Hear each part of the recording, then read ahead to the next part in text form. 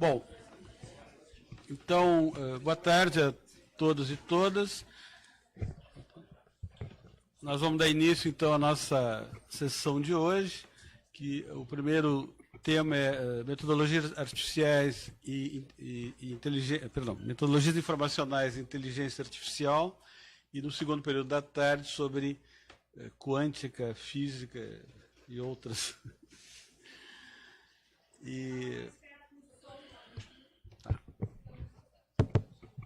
Então, vamos começar hoje, então, com metodologias informacionais e inteligência artificial, e depois, no segundo momento, sobre quântica, física quântica. Então, a mesa é composta por 4 pessoas. Vou ler 2 currículos e depois o Leonardo lerá outros 2. Então, vou começar pelo inverso. Então, nós temos talvez a mais jovem mestra da URGS, né? Carita Hilário Trindade, é bacharel, a última bacharel em Políticas Públicas pela URGS, participou do grupo de pesquisa Núcleo de Estudos em Direito e Desenvolvimento de Políticas Públicas, também do grupo de processos participativos na gestão pública, é estagiária na Secretaria de Desenvolvimento Social, Trabalho e Direitos Humanos e recém entrou no mestrado em Políticas Públicas. Em seguida, Leonardo Gilinski, que é graduado em Direito pela Centro Universitário Rio dos Reis, também graduado em Políticas Públicas pela URGS, com mestrado em Políticas Públicas pela URGS, doutorando em Políticas Públicas na URGS e trabalha no Núcleo de Pesquisa e Desenvolvimento de Instituições e Políticas Públicas do FCH da URGS. Também acompanho. Estão ouvindo? Acho que tá bom. Acompanha a mesa também o professor José Vicente Tavares dos Santos, sociólogo, graduado em Ciências Sociais pela URGS, mestre em Sociologia pela USP e doutor em Sociologias pela Universidade de Paris X. Professor titular do Departamento do PPG em Sociologia e em Políticas Públicas da URGS, diretor do ILEA da URGS, coordenador do Grupo de Pesquisa Violência e Cidadania, coordenador do PPG de Segurança Cidadã, mestrado profissional.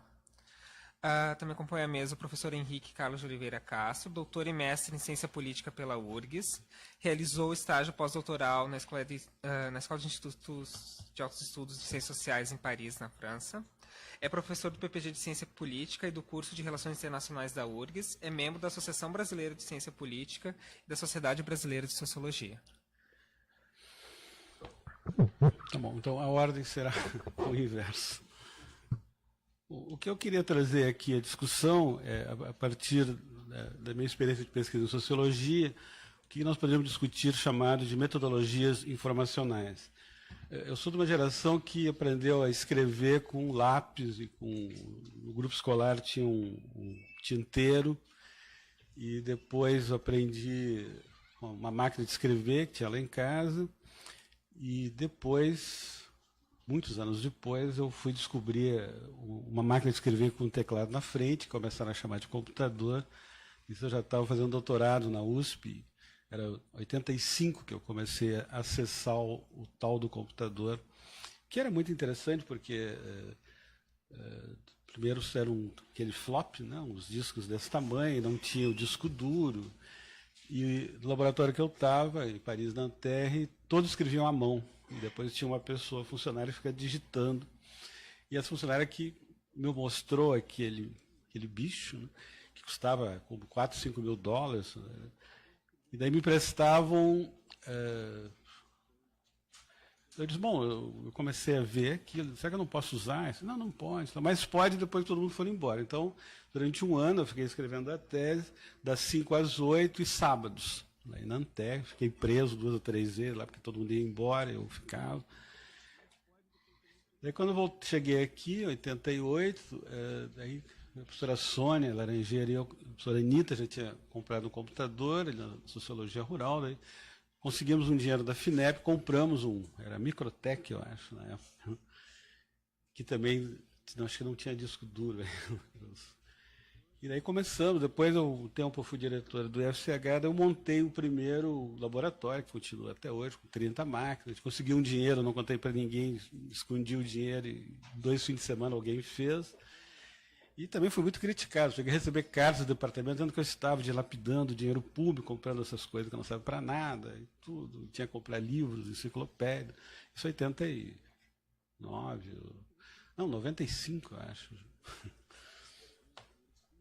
Bom, e também quando eu cheguei na ILE tinha 2 computadores aqui, hoje tem 70, uma coisa assim. Então eu vou tentar fazer uma reflexão sobre essa experiência, né?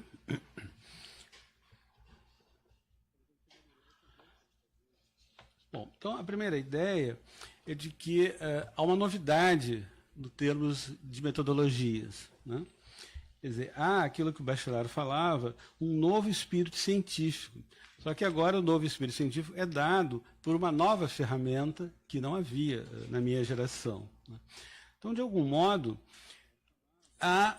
e a grande pergunta é essa, o que mudou, né? Eu lembro que tinha há escritores que nunca escreveram a máquina, dizendo que a máquina de escrever, porque você tinha uma folha, tinha uma coisa chamada parágrafo, que antes talvez não houvesse,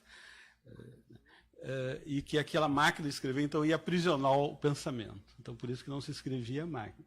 Eu ouvi minha vida inteira, principalmente na minha área, de que o computador também nos aprisiona, que é um absurdo esse negócio e tal. E até hoje tem gente que não usa o tal do computador. Ou pelo menos usa, mas não diz, né? Também tem essa. Então, a grande pergunta, eu acho, em termos de metodologia de pesquisa, é qual é o efeito sobre o nosso modelo cognitivo a partir dessa nova ferramenta. O que mudou no nosso modo de pensar, no nosso modo de construir a consciência, dizia o professor Carlos Alexandre ontem, o que mudou, né? Então, por um lado, nós temos toda essa possibilidade de análises quantitativas, análise multivariada, análise correspondente. Isso, por exemplo, na URGS tem desde os anos 60. O professor Elgio e outros trabalhavam sobre, né, acho que você trabalhou também, era o A130 da IBM, que era 2 vezes esse prédio, ficava lá no CPD, né, com cartões perfurados, etc. Mas isso sempre eram com pacotes estatísticos. Óbvio que, eu lembro que o único curso que eu fiz de informática, infelizmente, era sobre linguagem Fortran na PUC, eram assim, 500 pessoas. Só um amigo meu, que foi depois reitor da Unicindo, o Will Wolf, conseguiu fazer o programa, e quando ele fez o programa, estourou o computador. E naquele tempo havia a profissão de digitador, né? Então, vejam, a grande novidade foi a partir dos anos 90, quando se começou a usar o computador para análise de dados, vamos chamar assim, qualitativos, principalmente textos, né? O que foi toda uma inovação. E aí, então, a possibilidade de trabalhar com outros materiais qualitativos, né? Então, a questão que se coloca é isso. Nos vários momentos da pesquisa, na análise do material empírico, na lógica da inferência, na lógica da descoberta, na ampliação da imaginação interpretativa, qual é o efeito que essas novas metodologias produzem na gente? Em outras palavras, né? Essas metodologias informacionais afetam a nossa consciência de pesquisador? Óbvio que falar isso para vocês deve ser mais ou menos pouco desnecessário, porque vocês nasceram, a grande maioria que nasceu usando computadores. Não é o caso, mas eu acho que ainda muitos usamos o computador como se fosse uma máquina de escrever um pouco mais sofisticada, mais bonitinha e tudo. E a própria internet, o que eu faço com a internet, né? Então, vejam. Daí é possível levantar algumas questões. Qual o efeito dos aplicativos ao planejar a pesquisa, ao elaborá-la, ao fazer o orçamento, fazer o cronograma, fazer o desenho da análise, né?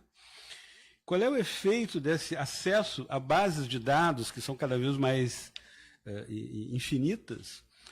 Quando eu fiz o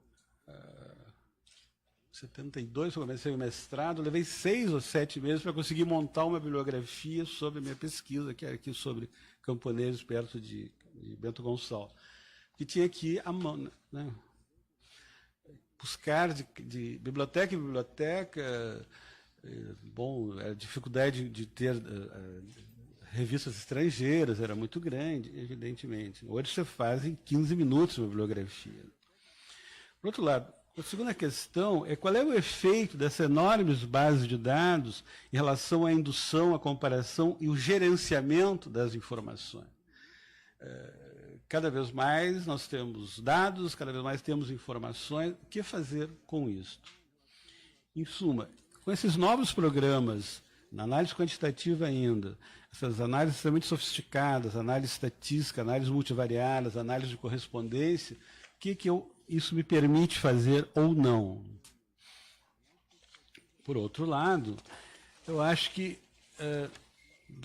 muitos sociólogos, mas também pessoas da saúde, outras áreas, fazem trabalhos de campo, geologia, por exemplo, eu vejo todo mundo. De repente você começa a usar computadores portáteis nesse trabalho de campo. O próprio IBGE hoje, quando lá no censo, ele vem já com um tablet, né? Bem no início disso, tinha um amigo que fazia pesquisa no Xingu, estava recém iniciando o Apple, né? E ele achou muito interessante que as tribos indígenas gostavam mesmo era do Apple. O Windows eles achavam muito chato, mas o Apple na época tinha muitos ícones, né? Então toda aquela consciência indígena era muito mais afeta ao Apple do que outros. Como é que eu trabalho com crianças, né, que hoje já com 2, 3 anos estão, né, nesse mundo digital, das telas digitais, acessando a uma infinidade de informações. E no limite, eu vou falar isso contra o presidente Macron, porque na França foi proibido, esse gesto seria proibido na França, por lei, não posso usar o computador numa sala, como é que chama isso, um celular, numa sala de aula. E eu acho que isso é um problema. Eu já tive em debates sobre isso, tinha somente o pessoal da área de direito, não tem que já pôr o aluno no ECA, 1, 2, 3, leva para a delegacia, etc., confisca os celulares. E eu fiz essa pergunta muito timidamente, quase fui preso por causa dessa pergunta. Como usar o celular numa sala de aula? Ainda mais que agora ontem nós descobrimos o Tinder do genoma e essas possibilidades novas que a gente tem.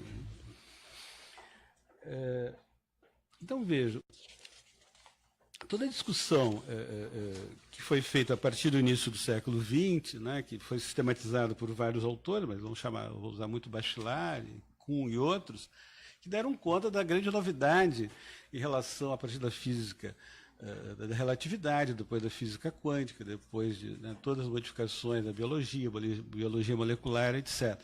O Bachelard escreveu em 49, nos anos 40, ele tentava refletir sobre 50 anos de produção científica, ele era um professor de química do secundário francês, Gaston Bachelard, qual era o efeito daquilo. Então, hoje, acho que cabe realmente fazer a pergunta seguinte, qual é o efeito dessa nova revolução científica, um pouco esse é o objetivo nessa nossa semana, 50 anos depois, o que mudou na ciência? Principalmente na sociologia, eu via que a sociologia às vezes ficava querendo ser a física, mas a física do século XIX. Nós somos muito ignorantes, nós só sabíamos a física lá do século XIX. Quando você começou a estudar física quântica, fractais, etc., indeterminismo do Heisenberg, os sociólogos começam a dizer, não, mas isso não é ciência, né? O que é engraçado que quando a gente hoje vê, foi tudo discutido aqui ontem, a questão das relações, de como se estabelecer relações no mundo, isso foi o grande objeto da sociologia e também do romance policial, né? Tem vários autores que mostram que o Sherlock Holmes era tão cientista quanto o Darwin na época, né? A literatura foi às vezes, muito mais adiantada do que nós das ciências sociais. Então, a computação, e aí a frase do Edgar Morin, que andou várias vezes por aqui, eu acho genial, entre outras coisas, ele vai dizer, devemos completar o cogito ergo sum cartesiano por um cogito ergo computo ergo sum. Penso, logo computo, logo sou. Então, aqui a noção de computação passa a ser central. O que é computar? Né? E computar com o uso de ferramentas e de máquinas, né? Então, um dos primeiros livros que eu descobri por aí era do Pfaffenberg, meus alunos chamavam de Fafá, depois algum deles levou o livro, de 1990. Né? Então, o Pfaffenberg discutia o que era usar a informática em 1990 para a área de ciências humanas. É algo que ele dizia que eu acho sempre me falou interessante. Ele dizia que você trabalhar com a máquina, na realidade, é uma relação social. Quer dizer, uma vez que você começa, você sabe um pouco digitar e alguns... Eu me lembro que os primeiros programas que a gente comprava aqui do Windows, os manuais eram desse tamanho. Eu fui o único que leu os manuais. Eu li o manual como lia um romance, notava. E tudo. Os meus amigos da informática diziam, você é imbecil, porque ninguém faz isso. Né? Nem os caras que escrevem os manuais, que cada um escreve um capítulo, leu todo o capítulo. Eu lia lá. Vocês devem se lembrar, era desse tamanho os manuais. Hoje nem tem mais. Né? A gurizada não lê mais manual, vai por ensaio e erro, talvez seja muito melhor. Então, de repente, essa relação homem-máquina não é nem a mente, nem a máquina, é algo novo. E é esse algo novo que eu acho que a gente precisa se dar conta. Né? Então, há mudança nas ciências sociais, que está nas outras ciências também, provocadas pelos impactos da tecnologia da informação. Que há novos modos de observar. Quando surge a internet, por exemplo, a gente pode fazer análise comparativa de modo que nunca tinha sido possível antes. Talvez os grandes historiadores fizessem, mas ainda, né, com grandes bibliotecas, etc. Hoje você podia fazer em casa, fazer um fenômeno que eu estava estudando aqui em Porto Alegre, eu podia ver o que acontecesse na China, no Japão, etc., etc. Na apreensão e na explicação disso. Né? Então, acho que a gente podia pensar que existe uma nova epistemologia, quer dizer, uma nova relação sujeito-objeto, né? Que é exatamente, primeiro supera essa antinomia qualitativo-quantitativo. Isso não existe mais. Tanto que eu posso fazer análise de romance, há autores que fazem isso, que depois eu quantifico. Ou eu posso fazer análises de SPSS, por exemplo, e que depois eu qualifico. Né? Então, não existe mais, isso ainda, na nossa área ainda existe muito isso. Alguns dizem, não, só existem métodos quantitativos, outros só existem métodos qualitativos. Na realidade, não existe mais nenhum dos dois, existe método informacional. Então, isso, nós podemos ver isso em pelo menos 8 ou 9 efeitos. No momento que eu vou registrar o dado, no momento que eu vou então, obter a informação observável, eu agora consigo passar a ter uma visão mundial. Né? Eu consigo montar bases de dados, portanto, eu consigo fazer comparações que vão muito além daqueles 20 ou 30 pessoas que eu entrevistei, ou daquele banco de dados sobre Porto Alegre. Eu posso comparar o mundo. Então, pela semelhança, pela homologia e pela diferença, isso me dá novos insights. Né? Em segundo lugar, na construção da explicação. Eu tenho novos procedimentos entre indução e dedução. Imagine o Sherlock Holmes com um computador. Né? Seria muito melhor, né? e não teria tanto que fazer as coisas que ele fazia. Né? Então você tem uma enorme dialogicidade, que uma vez eu chamei isso de caminho da viagem inversa. Né? Eu observo, eu deduzo, eu construo, eu observo, né? De um modo infinito. Em terceiro lugar, as possibilidades de formulação de hipóteses, o nosso grande modo de fazer ciência, né, é multiplicado, porque eu tenho aí a capacidade de fazer relações, como a gente mostrava ontem, cada vez mais complexas, cada vez mais multidimensionais. Eu posso trabalhar com variáveis que antes eu não podia controlar. Né? A própria análise multivariada ela tem um limite. Hoje, quase a gente não há mais limites. Né? E, óbvio que isso aí levanta uma outra questão, o que eu faço com esse mundo que me chega às mãos? E aí eu acho que volta a questão do método, né? E do conceito, e do projeto teórico. Não existe, em todas as ciências, não existe trabalho que você não tem um projeto de pesquisa. O que é um projeto de pesquisa? Aquilo que eu ainda não sei, mas que eu parto do conhecimento anterior, formulo, né, o meu arsenal teórico e hipóteses, que é uma resposta antecipada àquilo que talvez eu venha a descobrir. Por outro lado, isso leva ao que os autores chamam de mineração de dados, no sentido que cada vez mais eu vou, né, como na geologia, eu vou descobrindo cada vez mais camadas que vão me dando informações sobre o tempo do mundo, etc. Ou o próprio Big Data, que hoje é a grande novidade. Né? O ILEA, nós vamos sediar um laboratório sobre isso esse ano, que é o que eu faço com esses Big Data?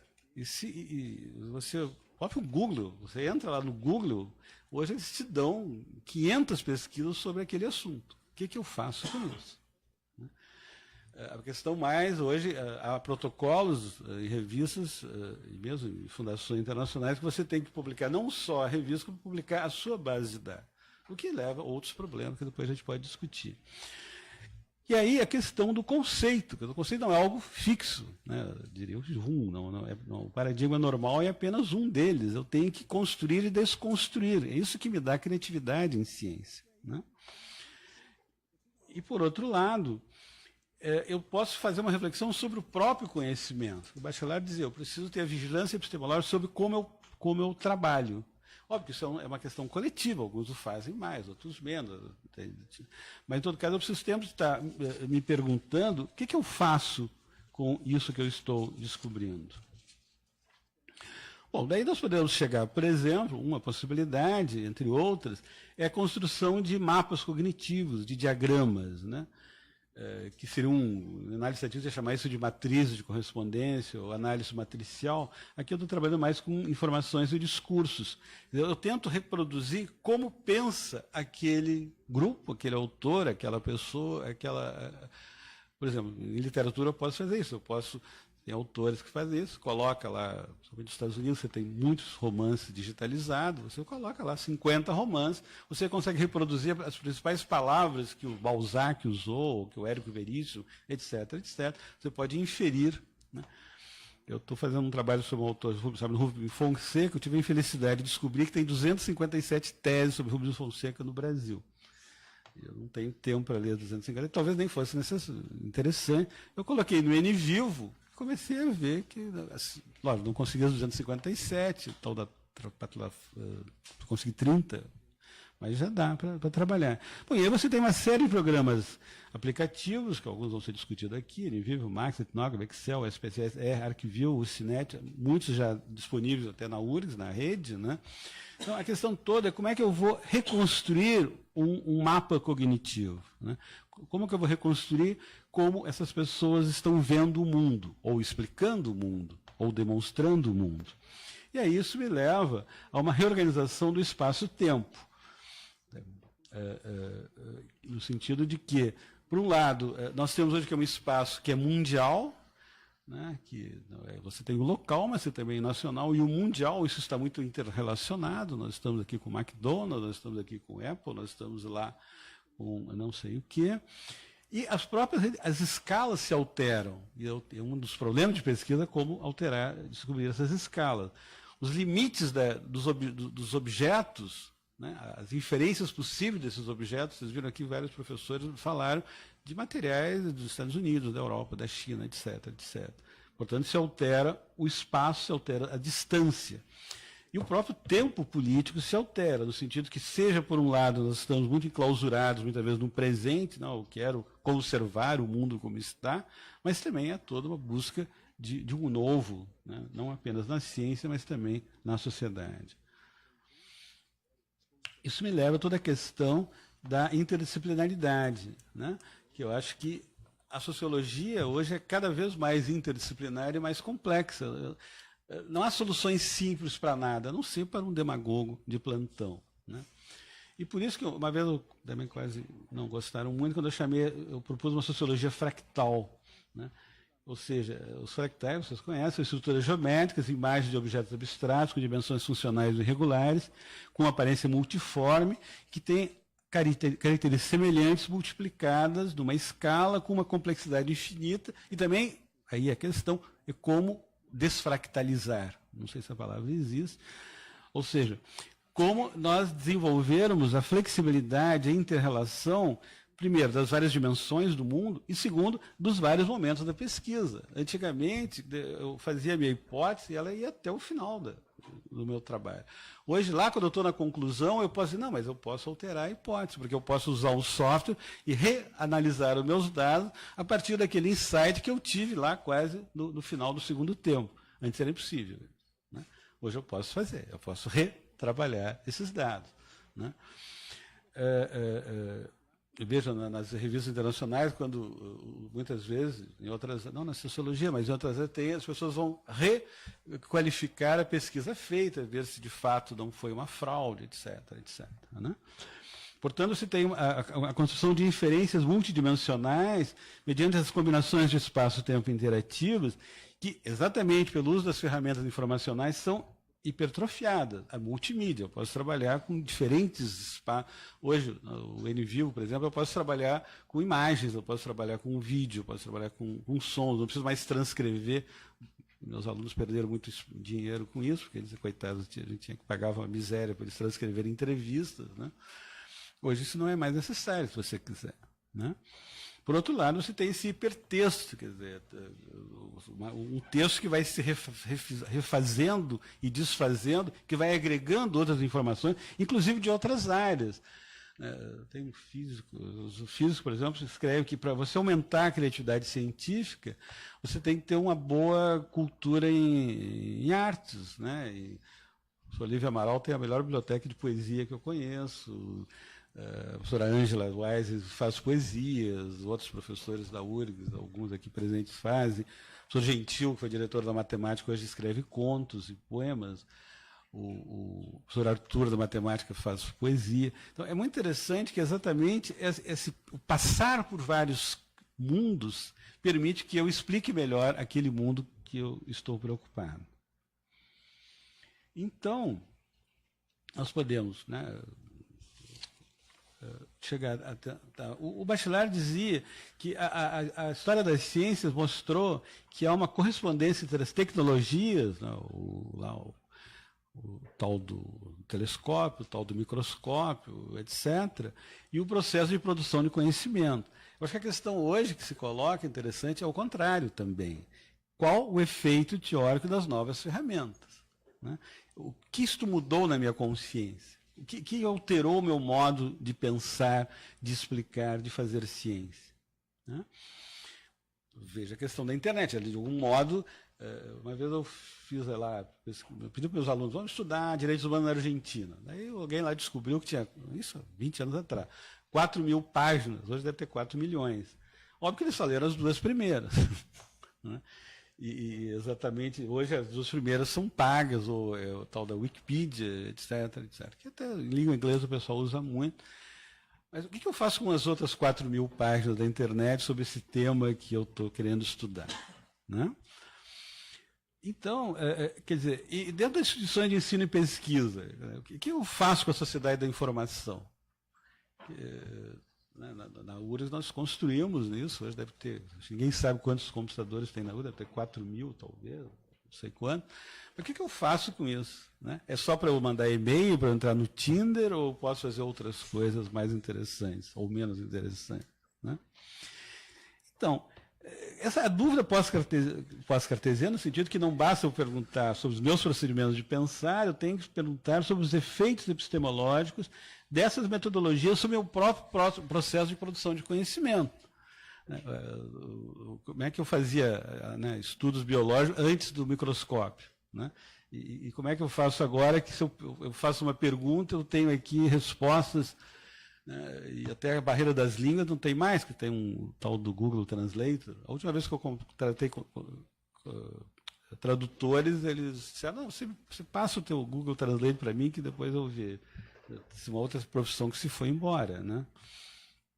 Então, para concluir, como utilizar científica e socialmente o celular na sala de aula, no laboratório, até pelo menos que não os proíba. Muito obrigado.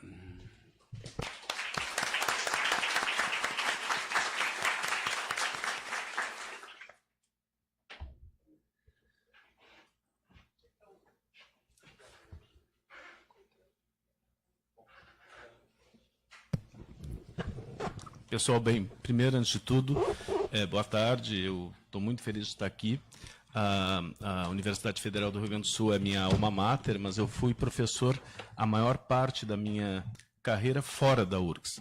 E por questões que não cabe discutir agora, estou há pouco tempo na universidade e de volta à URGS como professor e muito orgulhoso com isso. E também muito orgulhoso de ter participado desse seminário no ILEA, muito obrigado pelo convite, e dividir a mesa com o professor Zé Vicente Tavares e também com a Cálita e com o Leonardo, mas o professor Zé Vicente, ele nem lembra disso, mas o Zé, quando ainda não éramos colegas, e eu era então um tinha cabelos, e era... tinha entrado na faculdade de agronomia, primeiro semestre, na disciplina de introdução à agronomia, e o professor Zé foi convidado para falar da sua tese de mestrado, sua dissertação de mestrado, para aquele grupo. Ele não sabe disso, não lembra disso, mas me marcou muito, tanto que isso eu lembro agora. E foi bastante importante, não só para mim, como para outros colegas, que alguns não entendiam a parte humana da agronomia, e o professor Zé, o José Vicente, vou manter uma formalidade, ele ajudou alguns alunos a enxergarem o mundo de uma maneira um pouco mais ampla. Obrigado, Zé. Outra coisa que eu queria comentar aqui sobre isso, que, bom, eu sou agrônomo. E sou agrônomo, mas, né, como muitos, eu acabei mudando. E fui para a ciência política. Fui para a ciência política, não sou sociólogo, mas fui secretário-geral da Sociedade Brasileira de Sociologia. E eu ia contar uma historinha aqui, não sei se eu conto, vou contar, do analista de Bagé, um personagem do Luiz Fernando Veríssimo, e eu vou ter que citar uma frase do analista de Bagé, ou seja, eu estou sendo acadêmico citando ipsis literis. A minha relação com a ciência política, em muita medida, era a relação que o analista de Bagé falava, que era a relação dele com a Sociedade Psicanalítica de Bagé. Ele dizia o seguinte: não é das melhores, só não me expulsaram ainda porque querem me capar primeiro. Essa é a minha relação com a ciência política. Porque ao mesmo tempo que eu sou um apaixonado pela ciência política, eu acho que a ciência política é muito limitada, as ciências sociais estão se limitando muito, e a felicidade, Zé, a felicidade que parece que essa mesa foi organizada com nós conhecendo os conteúdos das outras falas, e não foi. A minha fala, em muita medida, é uma continuidade da fala do professor Zé, e eu acredito que a de vocês será, em muita medida, a continuidade de ambas, porque vocês devem trabalhar com dados, com resultados. O professor Zé trabalhou com episteme e eu vou trabalhar com metodologia. Ou seja, nós nos complementamos. Ok. Eu vou trabalhar sobre inteligência artificial. Essa nome genérico, guarda-chuva, que eu não vou discutir aqui o que é, mas vamos aceitar esse nome como sendo correto, tá? Quem conhece um pouquinho mais sabe que esse nome não diz nada, mas vamos lá. Não vamos trabalhar a definição, vamos aceitar como existente. O fato é que as ciências sociais, essa tal de inteligência artificial, está afetando tudo, né, em todas as áreas, e acredito que no caso das ciências sociais, né, nós estamos bastante... Hello? Ok. Pulei. Ótimo. Pulei um salto. Desculpa, hein? O que eu vou falar hoje, né, sobre essa questão para discutir, de fato, como que as ciências sociais podem se valer dessa coisa maravilhosa, essa tecnologia fantástica que é a inteligência artificial e que está num crescimento muito mais rápido que nós conseguimos acompanhar. Perder um pouco a configuração ali. 3 partes, né? Uma introdução. Eu vou falar sobre inteligência artificial e construção de conhecimento, trabalhando um pouco na continuidade da vertente epistemológica que o professor Zé Vicente falou, e depois eu vou fazer uma proposta concreta, né, teórica e metodológica de como unir inteligência artificial e ciências sociais. Coisas que outras áreas já estão fazendo. Mas, justamente, a minha ideia é que as ciências sociais estão muito atrasadas em relação a isso. O que nós temos visto em ciências sociais, né, eu vou falar um pouquinho mais adiante, é basicamente pegar imensas bases de dados, estruturadas ou não, ou então simplesmente dados que estão soltos. O professor Gary King, que é um dos colegas da área de ciências sociais, um cientista político de Harvard, ele fala que por que nós não podemos estudar o comportamento humano, por exemplo, usando as imagens de vídeos que são capturados na rua, em shoppings, e ver como as pessoas se comportam no mundo real, em tempo real e no mundo inteiro. Hoje nós já começamos a poder ter tecnologia para isso. E nós estamos nas ciências sociais, tão somente ou de uma forma majoritária, tentando juntar dados para enxergar padrões. Eu vou falar um pouquinho mais adiante sobre isso, né? A minha visão é que para as ciências sociais, o uso de inteligência artificial vai bem além do que é chamado hoje de data science. Nós temos que pensar como ciência social e não como pessoas que usam dados de outra área. Aliás, falaste da biblioteca do Lívio, né, que nesse momento está assumindo a Maison do Brasil em Paris. É comum o pessoal das hard science, ou chamadas hard science, biológicas, transitarem para humanidades. A recíproca não é tão verdadeira assim, ao menos no Brasil. Eu tive aula de estatística nos Estados Unidos com um cientista político que fazia parte do backup da NASA para calcular à mão trajetórias de foguetes em caso de problemas de computação. Eles têm isso até hoje, tá? Ou seja, eles têm lá toda a tecnologia, mas tem lá atrás uns carinha com facetinha, que a grande maioria não tem ideia do que se trata. Alguns, né, já temos, infelizmente.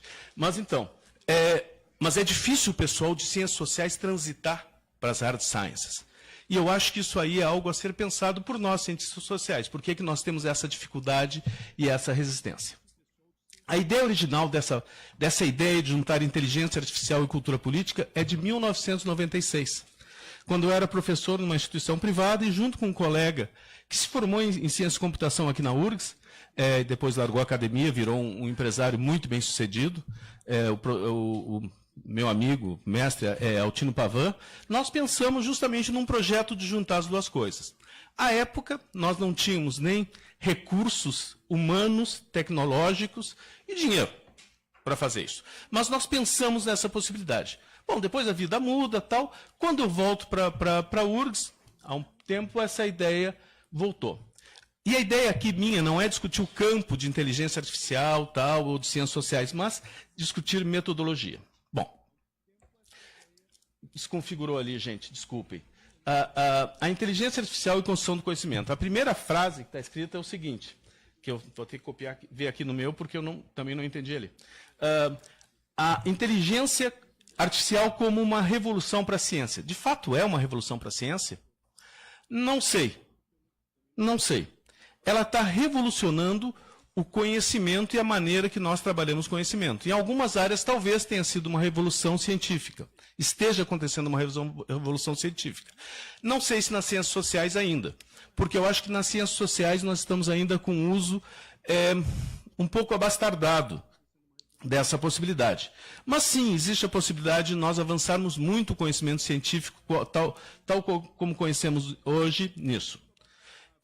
Ela pode nos ajudar muito no tratamento de dados, o professor José Vicente já falou, esse uso que o Gary King fala, por exemplo, de usar imagens para verificar comportamento, tudo isso já é possível tecnologicamente hoje. Talvez a gente não saiba como, e é sobre isso que eu vou falar adiante.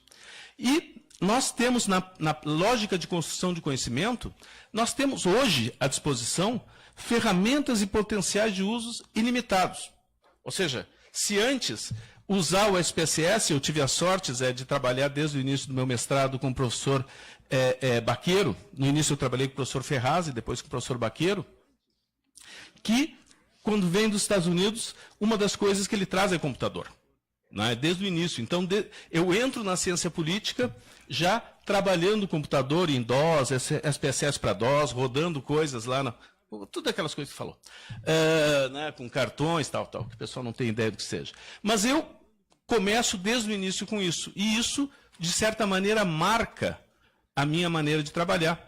E se, de fato, alguns epistemólogos dizem que isso mexe a cabeça das pessoas, do cientista, mexeu na minha. Mas, de fato, a gente está presenciando uma nova revolução científica. Eu não sei. Acho que não. Acho que ainda não na área de ciências sociais. Acho que ainda não. Certo? E essa é uma discussão que, infelizmente, nós estamos fazendo pouco no Brasil. O professor José Vicente é um dos poucos que está fazendo essa discussão. Desculpem mais uma vez. Inteligência artificial e construção do conhecimento, que é quando eu vou querer começar a conversar. Basicamente, inteligência artificial, tal como eu vou trabalhar aqui, né, a lógica que eu vou trabalhar aqui, sendo que é mais do que isso, é o uso da lógica de programação com estatística, ou seja, como nós podemos construir algoritmos que possam incorporar conhecimentos que nós já temos, conhecimentos que podem ser feitos de maneira supervisionada, não supervisionada, aquela discussão toda, mas é isso que eu estou falando. É usarmos softwares, usarmos máquinas para construirmos algumas rotinas. Claro que isso é um pouquinho mais complicado, mas vamos deixar de maneira simples assim. E por intermédio da construção de árvores de decisão, que implica, como eu comentei, aprendizado de máquina, supervisionado ou não, de várias maneiras.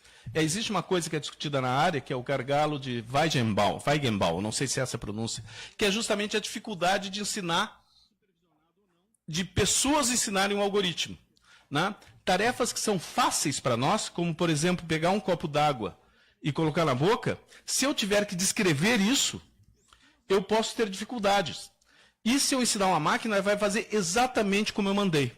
Então, pode ter certas coisas que nós fazemos de maneira intuitiva, como, por exemplo, não tomar a água e respirar ao mesmo tempo, que eu vou me esquecer de ensinar para a máquina. Então, todos os conhecimentos necessários para fazer tarefas cotidianas podem ser muito complexos. Claro que o pessoal da ciência da computação está bastante avançado em como resolver esse problema. Mas, para nós, cientistas sociais, isso é um problema. Outra característica da inteligência artificial na construção do conhecimento, e isso é bastante importante porque eu quero falar hoje, é o uso de lógica indutiva. Lembrando, vou depois explicar um pouquinho mais, do particular para o geral. Ou seja, pegar dados e dos dados construir relações. A lógica das ciências sociais, o professor Zé Vicente comentou há pouco, é uma lógica dedutiva, mais especificamente hipotético-dedutiva. Nós partimos de teoria ou de conhecimento estabelecido para formularmos hipóteses para atacarmos a realidade, para investigarmos a realidade. Então, são lógicas, como nós vamos conversar adiante, felizmente complementares, que nos permitem, ou podem permitir, que a gente consiga avançar no conhecimento. E é justamente essa próxima... onde é que é o... Não, aqui? Aqui é o laser? Aqui. Essa coisinha aqui, que é muito conhecida, é um círculo super simples, super simplificado, do processo de construção de conhecimento científico. Vão dizer, não, Henrique, está simples demais, mas é para ser simples mesmo. Nós temos uma teoria, da teoria nós geramos hipóteses e observamos a realidade, seja qual a realidade for, e esse é o processo dedutivo. Daí nós operacionalizamos conceitos, sistematizamos dados e vamos olhar a realidade. Depois, olhando a realidade, sejam dados nessa polêmica que ainda existe, infelizmente, está terminando, entre diferença entre qualitativo e quantitativo, isso aí parou de existir nos Estados Unidos nos anos 80, início dos anos 80, essa discussão lá já tinha sido superada, o que não supera que existam pesquisadores nas ciências sociais qualitativistas e quantitativistas. Mas dizer que são conhecimentos superiores ou inferiores, isso aí já está superado mesmo. Mas essa lógica depois usa o método que tu quer, observa e passa do particular para o geral, fazendo generalizações empíricas e, mais uma vez, contribuindo, numa lógica indutiva, contribuindo para a teoria. A inteligência artificial trabalha, basicamente, mas não unicamente, numa lógica indutiva, de observações, dados existentes, sistematiza, organiza e nos apresenta. Né? Não se trata, eu acho que é importante dizer isso, de empiricismo, ou seja, de algo vulgar, é algo sofisticado, mas é uma lógica diferente das ciências sociais. Essas relações entre os dados, existe uma sofisticada relação entre dados e variáveis. Ali está faltando variáveis aqui, tá? E é importante também comentar que o uso de inteligência artificial, como é feito em várias áreas, não é somente empírico, mas tem sido assim na maior parte dos trabalhos de cientistas sociais. E as ciências sociais é importante comentar, mais do que indução. E aí entra essa minha lógica, essa minha conversa que eu quero trazer para vocês, de uma proposta teórica e metodológica para o uso de inteligência artificial em ciências sociais. Ou seja, como nós podemos pegar essa tradição centenária, enorme das ciências sociais, e conseguirmos trabalhar com essa coisa relativamente recente dentro da ciência, da história do desenvolvimento científico humano. Pois é, e é exatamente isso que... Ah, não, só perdeu para mim. Ah, tá. Ok. Ok.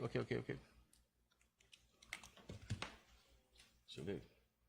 Bom, E aí eu vou apresentar, hoje, primeira vez que a gente apresenta publicamente, né, estão alguns membros aqui, um grupo que nós criamos junto a um grupo maior de pesquisa, que é o grupo da Pesquisa Mundial de Valores, que pesquisa o World Value Survey, né? Eu vou falar um pouquinho adiante.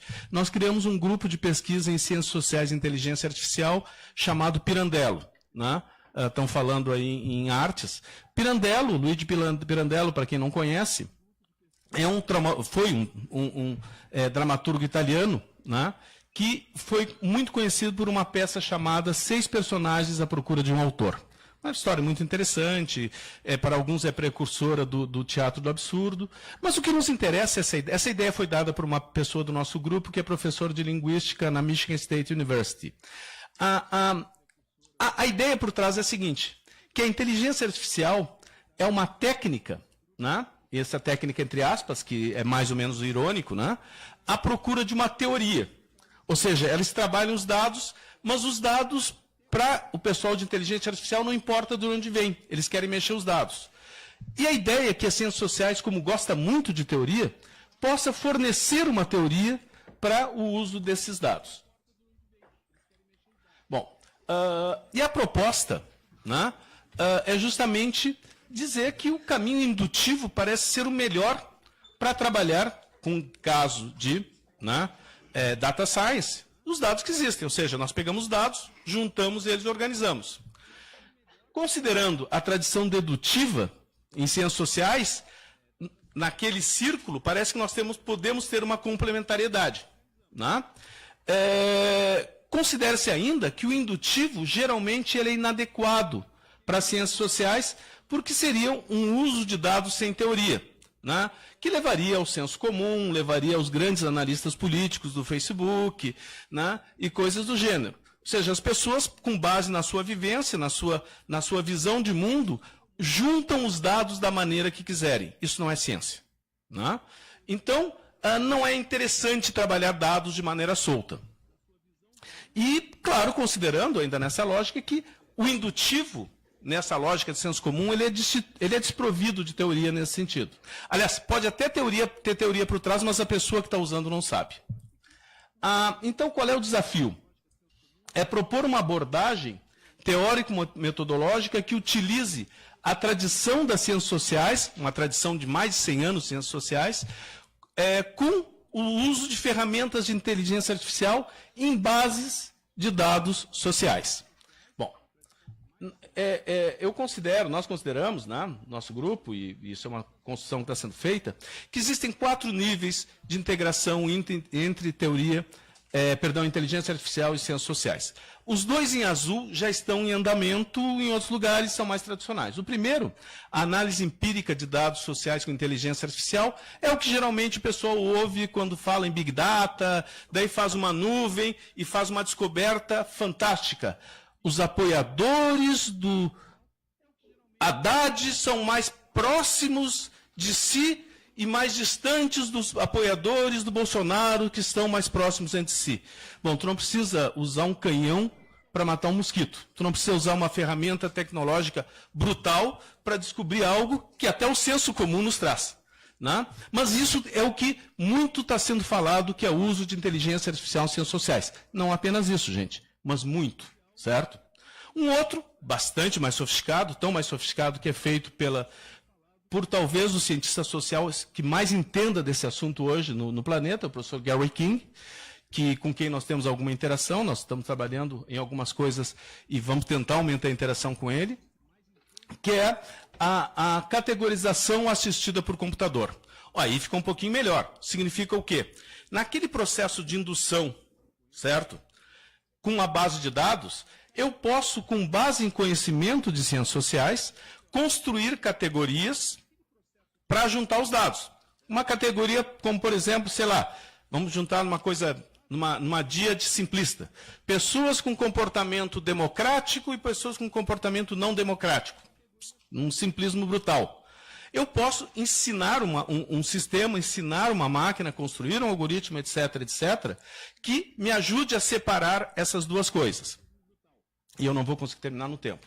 Isso está sendo feito já. Bom, mas tem outras duas formas que nós estamos trabalhando aqui no nosso grupo. Uma é o aprendizado de teoria de ciências sociais por máquina. Sim, nós queremos ensinar uma máquina a entender teoria. Né? E como se dá isso? Vou explicar adiante. Que é, utilizando análise de dados de base estruturada. Já vou falar isso. E o uso que seria, para mim, o suprassumo, seria a síntese, é o uso integrado de ciências sociais e inteligência artificial, de uma forma, usando de maneira indutiva dados que nós temos, com ferramentas de inteligência artificial, base de dados estruturados ou não, vou explicar isso adiante, para geração de hipóteses e mesmo desafio à teoria existente. As duas, aquelas que são correntes, têm algumas limitações, que eu não vou trabalhar muito. Né? Elas continuam, em alguma medida, com a lógica indutiva, elas ajudam muito as ciências sociais, sem dúvida alguma. A categorização assistida por computadores, do Gary King, ajuda muito na possibilidade de generalizações empíricas, ela é fantástica nisso. Né? Mas implica também, em certa medida, a criação de uma nova data science, que é a proposta do Gary King, mas não é a minha. O que é, então, naquela minha primeira forma de trabalhar o aprendizado de teoria de ciências sociais por máquina? O objetivo é tão somente treinar uma máquina para reconhecer, entre aspas, teorias e de ciências sociais para estudar outras realidades ou outras bases de dados. Tão simples como isso, que é o sonho da inteligência artificial. Né? A promessa da inteligência, uma das promessas da inteligência artificial é justamente isso, que um sistema consiga entender a realidade. Uma das. Como que nós pensamos isso? Nós já estamos fazendo isso. Primeiro, utilizar uma base estruturada de ciências sociais. O que é uma base estruturada? Uma base que tenha sido construída com base em teoria de ciências sociais. Vamos pensar uma base de dados, por exemplo, que é a que nós estamos utilizando, mas não precisa ser limitado a isso, de survey.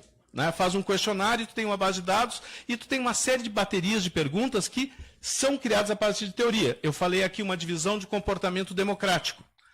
Em surveys tradicionais, desde a década dos anos 1940, existem questões que são utilizadas para medir o comportamento autoritário.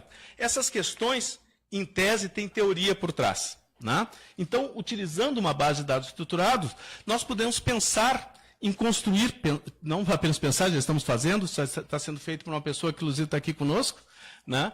Uma estudante de mestrado em ciência da computação, já está começando a fazer esse trabalho, para conseguir reconhecer padrões teóricos naquela base de dados. Uma vez isso feito, a ideia é verificar se esse sistema consegue reconhecer isso em outras bases de dados estruturadas ou não.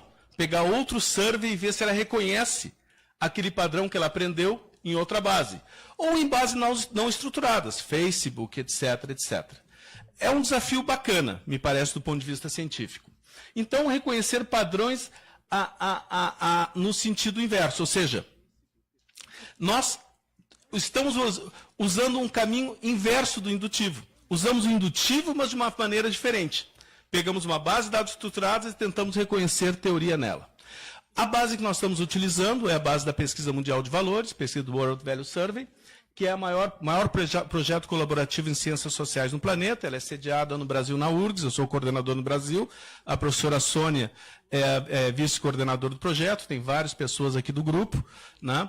O grupo tem gente de informática, ciência da computação, sociologia, ciência política, linguística, comunicação, sei lá, um monte de gente.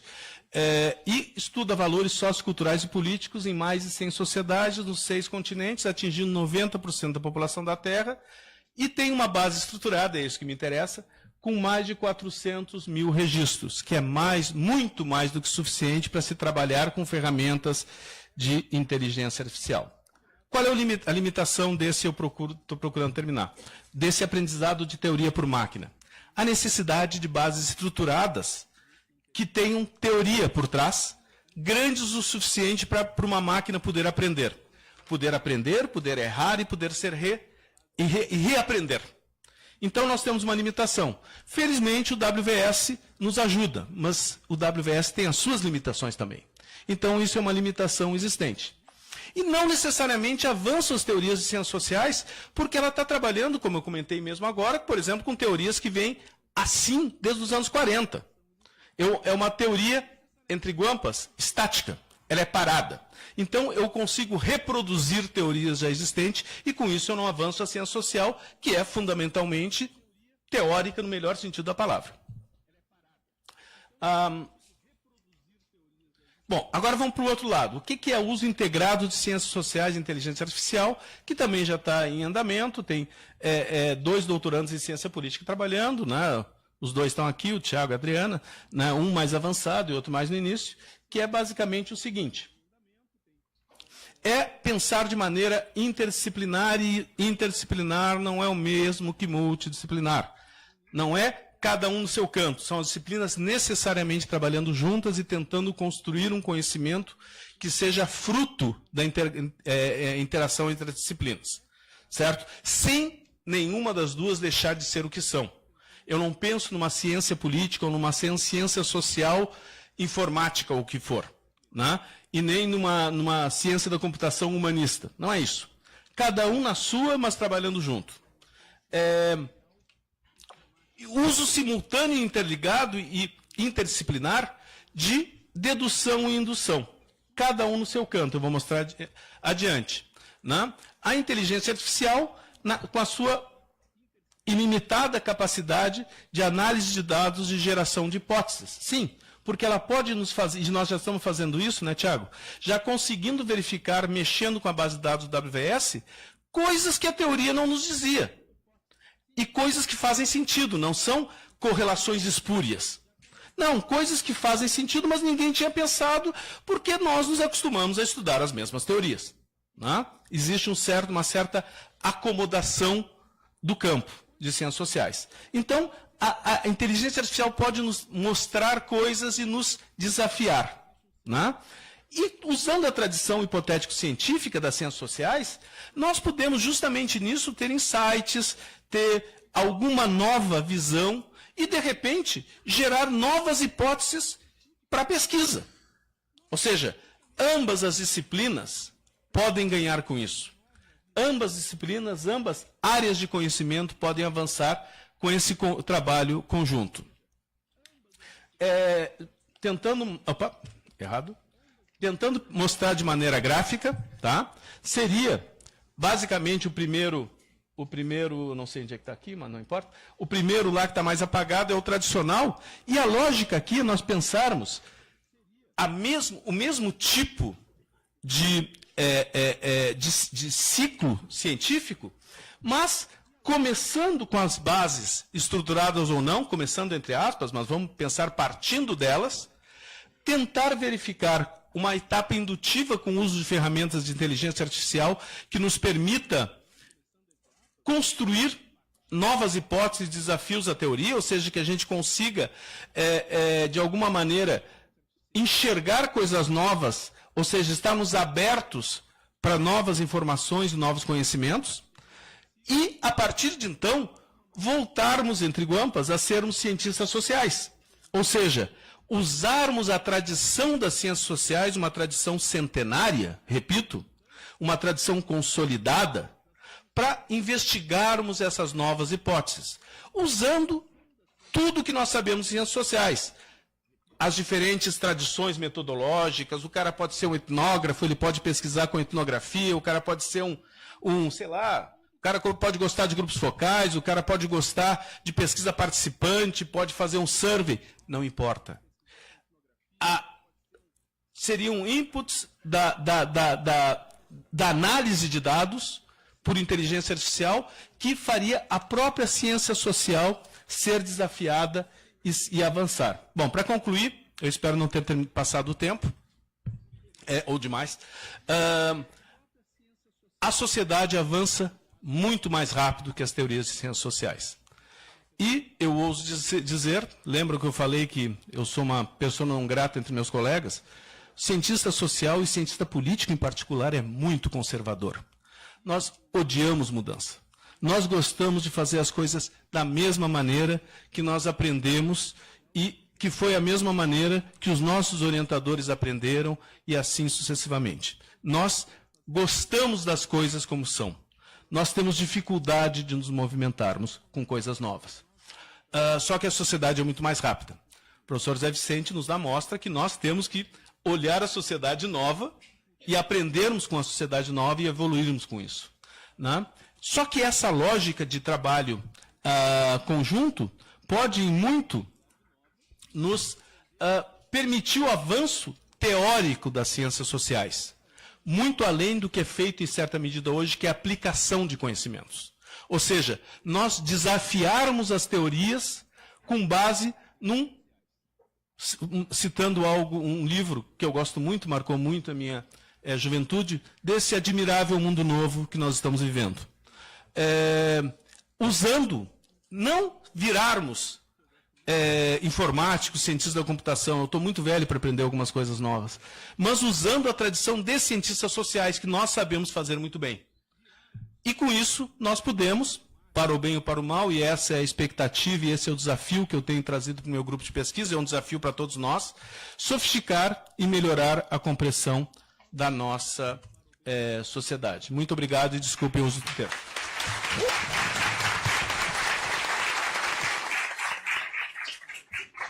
Muito obrigado, professor.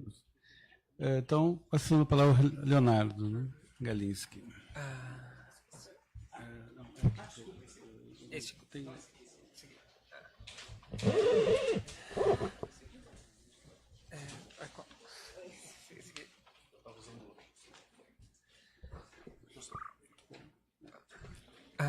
Então, boa tarde a todos.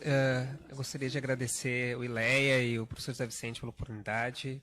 Cumprimentar, é uma honra estar aqui na mesa com o Henrique, o professor Zé Vicente, com a Cálita, para falar, então, sobre... Tá ouvindo? Tá ligado, sim. Estão ouvindo? Assim. Acho que desse assim. Certo. Então, para falar nessa tarde sobre uma metodologia associada a metodologias informacionais. Então, o convite foi para poder falar sobre um método que está sendo usado aqui e dentro das ciências sociais também incide um repensar sobre como analisar a realidade social e de como se tem visto os problemas, as interações entre indivíduos e instituições. Acho que é... Então, eu vou falar especificamente sobre a introdução do método de análise de redes sociais dentro das ciências sociais, mas especificamente dentro da ciência política e das políticas públicas. Teorias de políticas públicas e da ciência política trabalham com a ideia de noções de redes, de estruturas de articulações entre indivíduos, a exemplo das coalizões de defesa, teorias de redes de advocacy, mobilizações de ativistas, comunidades epistêmicas, redes temáticas de políticas públicas.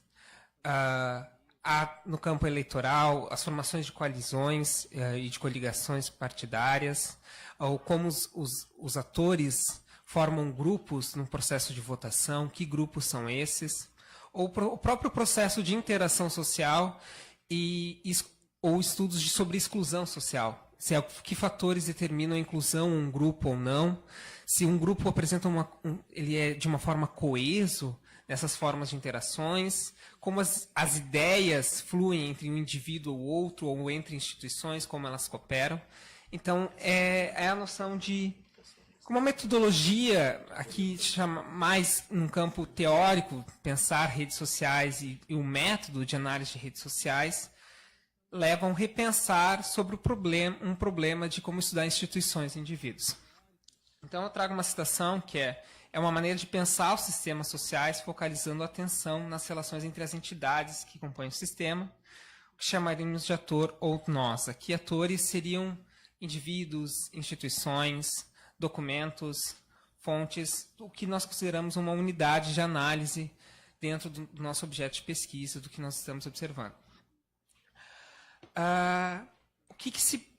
Ao pensar em redes sociais, e aqui, ao se pensar em redes, em processos de articulação, estrutura, o que ele nos enseja a incorporar conceitos sobre o que seriam essas relações, o que seriam esses processos de conexão entre indivíduos, entre instituições. A exemplo de trabalha com, estuda, se formou na mesma instituição. Um exemplo clássico que tem sido utilizado aqui no Brasil, quando se incorpora esse método, é a formação de grupos de pesquisa ou processos de trabalho. Se analisa a produção acadêmica e se vê quem escreveu com quem. Nesse processo de identificação, nós conseguimos identificar grupos de compartilhamento de ideias ou propriamente grupos de desenvolvimento de pesquisas específicas em uma determinada área. Então, pensar redes sociais é pensar atores, estruturas e essa condição relacional. Dentro da ciência política e das ciências sociais, um trabalho clássico é o trabalho sobre redes de advocacy. Ele não usa um método específico, mas ele conceitua de que ativistas, no caso de direitos humanos, ou causas ambientais, se articulam em forma de rede e, por se constituir uma rede de atores, que eles são associados a ONGs ou em uma crença específica, eles compartilham ideias e isso dá mais coesão a esse grupo. Grupos mais coesos tendem a ter um processo de mobilidade maior e de poder exercício maior na agenda política dessa formação. Então, perceber as relações enquanto estruturas. Eu vou passar mais à frente para mostrar como seria isso dentro da incorporação de uma abordagem que é mais comum, da matemática e da ciência da computação, junto à teoria de grafos e se inserindo dentro das ciências sociais, como essa incorporação desse método. Então, basicamente, quando se tenta um processo inicial de se pensar a incorporar essa técnica para dentro da ciência política e das ciências sociais, é como eu posso estudar o papel desses atores dentro da sociedade, quais características desses indivíduos influenciam a forma como se relacionam, né? Ela apresenta-se visualmente, assim, num processo inicial, na construção de sociogramas, de grafos. Um exemplo disso que a gente pode pensar é o que ocorreu no ano passado nas eleições. Um dos grafos mais compartilhados eram os de Twitter e de WhatsApp, que até o Henrique citou, em questão Bolsonaro, Haddad, João Amoedo, os bots compartilhando e fomentando essas redes de compartilhamento. Era uma representação gráfica desse processo de compartilhamento. O indivíduo, um perfil, compartilha tal notícia, e essa notícia é rebatida ou retweetada. Isso é uma forma de conexão para análise dessa rede de troca de informações. Então, o que se entende, e é um processo que eu trago o trabalho do Odisov, que tentou fazer um estado da arte desse método de análise, é um conjunto, análise de redes sociais seria um conjunto de métodos, mas que inicialmente começa com uma implicação de trazer o conceito de mobilidade de redes já presente na literatura em como operacionalizá-lo.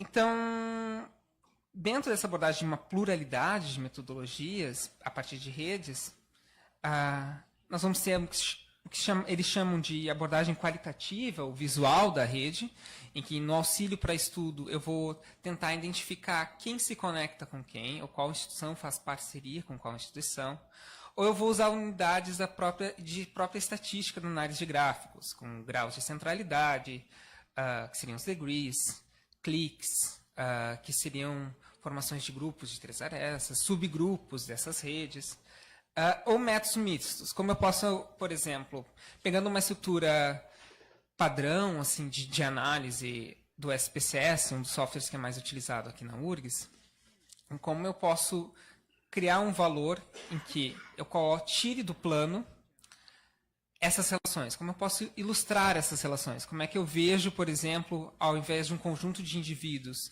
e como esse comportamento dá em grupo, como esse grupo se constitui e como essas características os influenciam.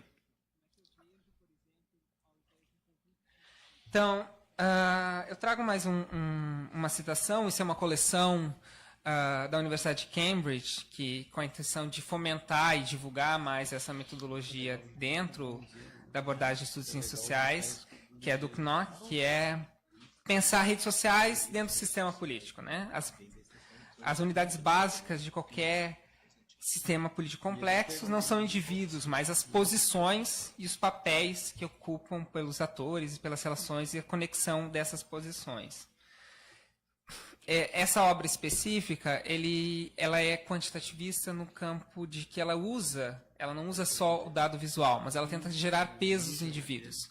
Quais indivíduos têm maior conexões, mais arestas em relação a mais conexões, indivíduos que citam, qual é o papel desempenhado, se é coordenação, se não é. Eu vou passar antes para cá, esse aqui ele pulou um pouquinho, ele era para ser o inicial, é que as mídias sociais, as redes sociais são uma das primeiras fontes que a gente consegue visualizar essas conexões de redes sociais. Follows, seguidores, em quem você segue, quem é seu amigo no Facebook e essa construção, então, da representação gráfica.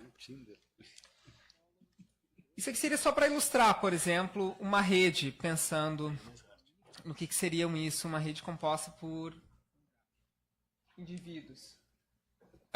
Então, aqui seriam, dentro dessa pensar, né, nossas unidades, e o laço, o tipo de relação que nós estamos estudando. Por exemplo, aqui são bonecos ilustrando indivíduos, mas poderiam ser instituições, documentos que citam, por exemplo. No estudo sobre processos judiciais, ou estudo sobre a Lava Jato, ou operações de julgamento de ações criminais.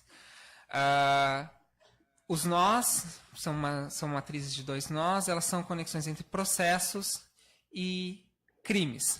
Quais crimes são correspondentes e quais crimes são associados dentro do processo? Então, isso nós conseguimos ver, por exemplo, qual é a relação entre o crime de moeda falsa e estelionato, ou a lavagem de dinheiro. E aqui é um exemplo do que seriam os atributos, né? O gênero dos indivíduos, formação, local, escolaridade. Então, eu vou voltar um pouquinho. Que seriam esses tipos de fenômenos que nós podemos estudar dentro dessa metodologia? Né? Distâncias físicas entre locais, de uma cidade a outra. Cofiliação a um grupo, faz parte de um partido, não faz. Participou de um determinado evento, não participou. Relações de parentesco, como eu já havia citado. Atividades, ideias. Aí o fluxo seria o que há dentro desse processo de circulação.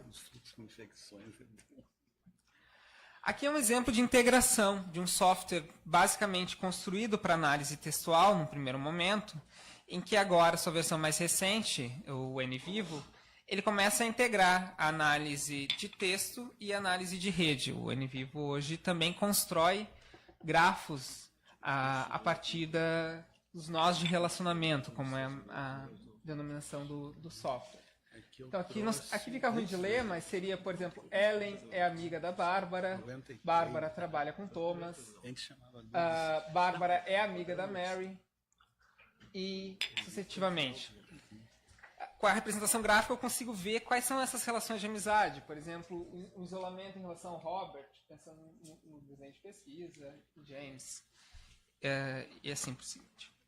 Então, como esses dados são representados? Né? Essa é só uma apresentação inicial, a Carta provavelmente vai entrar mais nisso. A representação dos gráficos, quando eles são pensados em matrizes. Aqui, no caso, é uma pesquisa sobre projetos de associações internacionais de defensores públicos, com quem eles tinham parceria, e com outros organismos internacionais, como o governo da Noruega, OEA, CIG. Então, aqui é a existência do acordo. 1 é quando existiu o acordo de cooperação e 0 não existia. Então, essa seria a representação do grafo, né?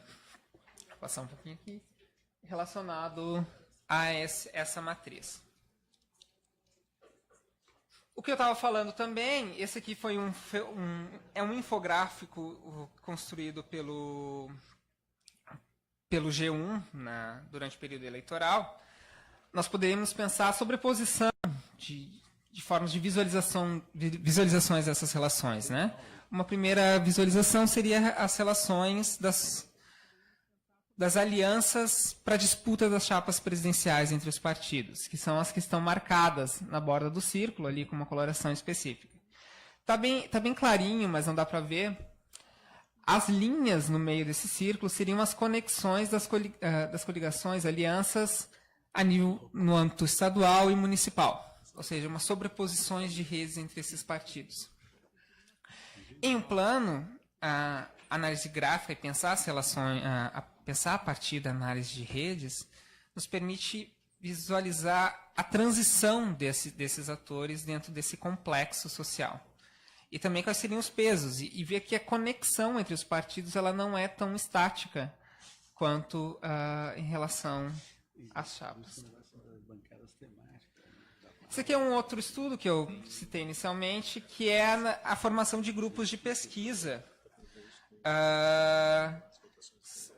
Quem produz com quem? Quais seriam os grupos de pesquisas relacionados ao perfil da instituição? Aqui é um gráfico que se abstraiu a instituição dos pesquisadores e buscou, a partir dessa produção, identificar a conexão entre eles, né? Isso é só para ilustrar os exemplos. E, por fim, uma outra forma de análise de redes, e uma análise mais interligada, principalmente com os pacotes esse aqui, no caso, foi feito com o Iramutec, um software específico para mineração de texto, para análise de texto. Mas também ele pode ser replicado com Python e com R no pacote TD de TextMining. Esse é um gráfico de similitude em relação aos discursos presidenciáveis durante o governo do PT. Aí pega Dilma 1, Lula 1, Lula 2, Dilma 1, Dilma 2, e ver quais são as palavras mais utilizadas nos discursos de abertura e quais são as associações relacionadas. Aqui eu tenho esse halo que identifica o grafo com cores diferentes, são as comunidades relacionadas aos cliques, esses subgrupos. Então, essa é uma outra forma de interação da rede. É uma associação entre a análise de redes sociais e a análise textual, né? A construção gráfica desses componentes.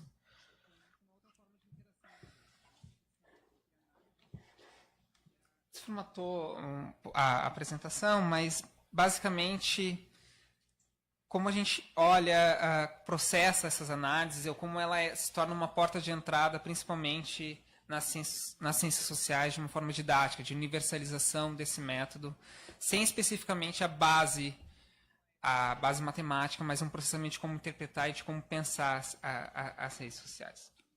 Um dos principais softwares de análise é o UCINet e o NetRaw, que é o programa integrado ao UCINet, que é para visualização dessas redes. Esses são todos gratuitos, com exceção do NVivo, que é um software pago, mas que a universidade tem a licença campus para acesso, que o professor José já citou, sobre análise qualitativa, integrada com análise quantitativa. E o R e o Python, duas linguagens que trabalham através do pacote iGraph. Eles fazem essa mesma análise. Então, isso é só para apresentar mais os instrumentais que permitem operacionalizar essa análise de redes, né? Então, o que seria... Isso não seria só... Aqui é uma apresentação breve do que é a análise de redes, porque ela é muito mais complexa, no conjunto de metodologias e da própria estatística de rede que nós podemos abstrair dessas análises, mas é que a incorporação desse método, ele induz um novo processo de pensar também como a gente olha o objeto de estudo. Como a gente processa, por exemplo, durante a construção de um questionário, perguntando os processos de interação. Com quem você tem amigos, por exemplo, ou com quem você trabalha. Ou, se a gente pensar um laço negativo, de 0 a 5 pessoas que você tende a conversar mais ou já trabalhou. Então, isso foi só mais uma breve apresentação mesmo desse pensar a partir da análise de redes. Essa aqui é a bibliografia que foi utilizada, ela está toda disponível. O Borgat e o Stefan, eles estão juntos na construção do software. E o Varsin, que é um texto mais de cálculo relacionado à análise de redes. Seria isso. Muito obrigado.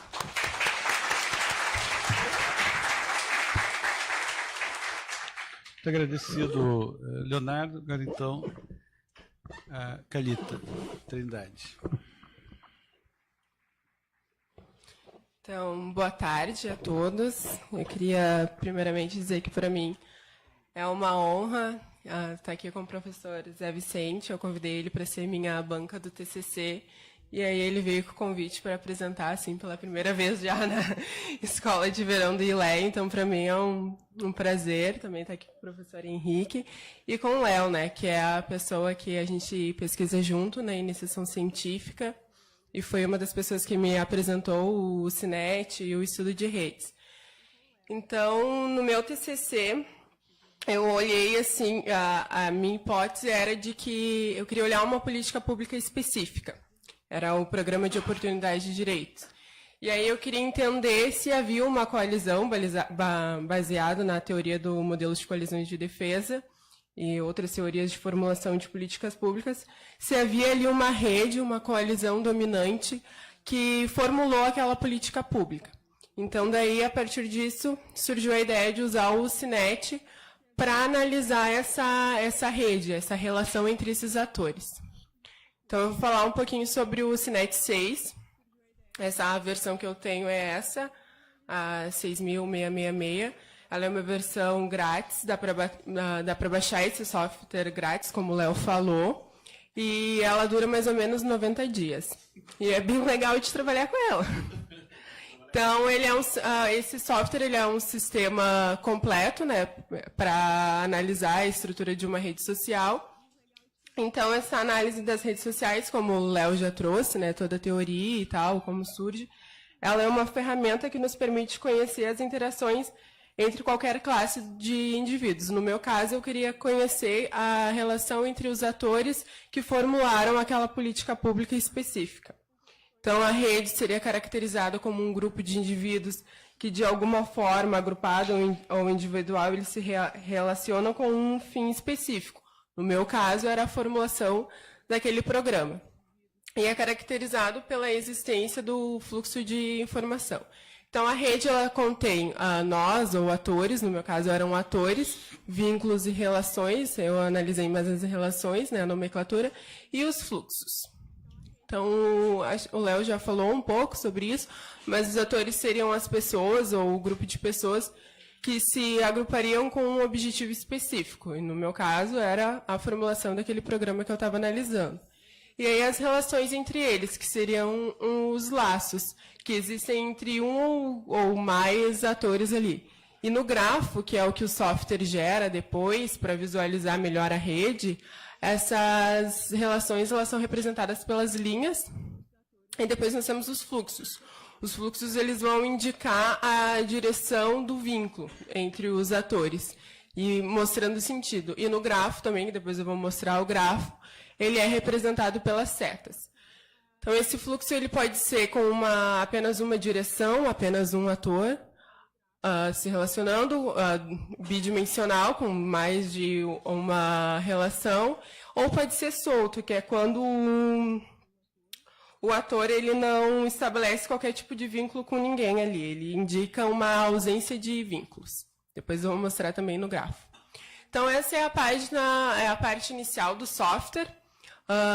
E aí, o primeiro passo para tu construir a rede é elaborar a matriz, como o Léo ali mostrou. A matriz ela pode ser feita tanto no Excel quanto no próprio software.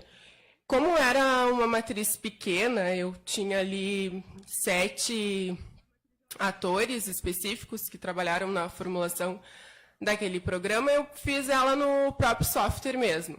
Então, numerei do ator 1 ao ator 7, e aí tu põe eles nas linhas e na coluna também, e vai preenchendo com 0, 1 e 1, se existe interação entre eles, e 0 se não existe interação entre eles.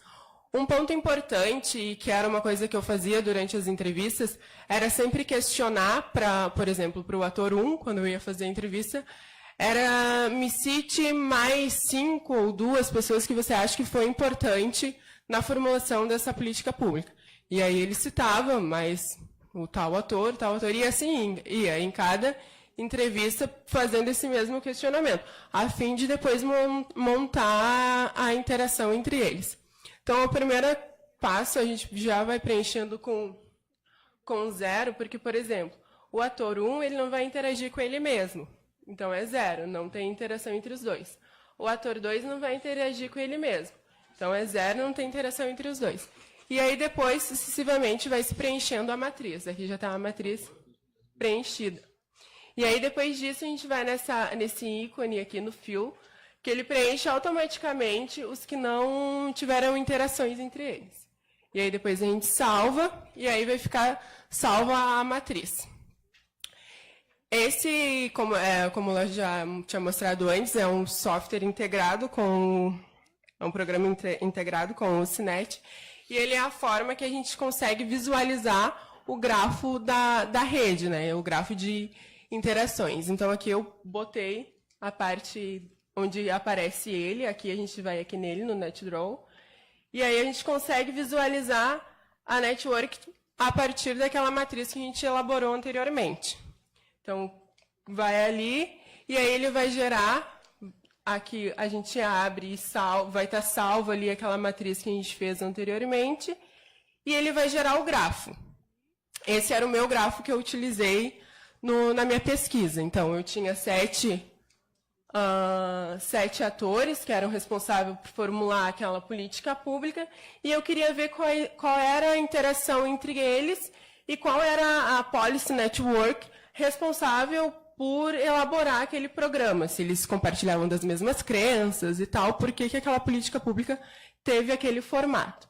Então, esse é o grafo de rede que o software, o CINET, ele gera. O meu deu um grafo bem pequeno, porque eram poucos atores, mas a gente na iniciação científica trabalhou com um grafo bem maior, que era a Sociedade de Advogados, uma pesquisa sobre corrupção, e aí era um grafo enorme. Esse foi bem pequeno mesmo, porque eram só esses atores responsáveis pela formulação daquela determinada política. Então, aqui a gente vê que o A7, ele era um ator solto, ele estava na formulação, mas ele não tinha vínculo com os outros. Aqui a gente tem um fluxo bidimensional do A3 com o A6, e também do A5 com o A3, o A5 e o A4, e um fluxo unidimensional, que seria do A3 com o A2. Então, foi basicamente isso assim, que eu trabalhei na minha pesquisa. O CINET ele é um software bem tranquilo de mexer, não tem muita dificuldade. Ele tem um manual disponível online também, que é bem tranquilo o professor Zé falou sobre ler manuais, mas é um manual que vale a pena ler, porque ele é bem autoexplicativo, assim. E o software é isso, ele é muito interessante para quando a gente quer estudar e analisar essas redes, essas interações. Então, a partir dali, eu pude perceber e confirmar a minha hipótese de que essa Policy Network aqui foi a principal responsável pela formulação daquele programa que eu estava usando e, assim, trabalhar nisso durante a minha pesquisa. E é isso.